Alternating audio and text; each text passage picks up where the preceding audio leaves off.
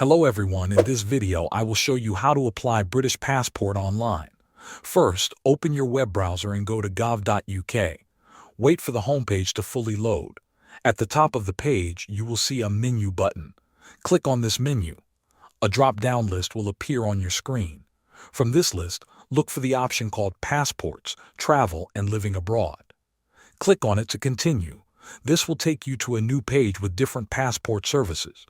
Now find and click on Apply Online for a UK passport.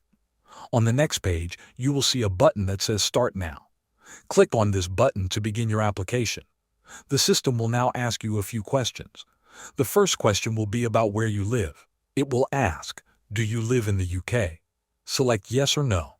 If you choose no, you will need to select the country where you are currently living. Next, enter your date of birth in the required format. After that, you will be asked if you have had a UK passport before. Select the correct option based on your situation.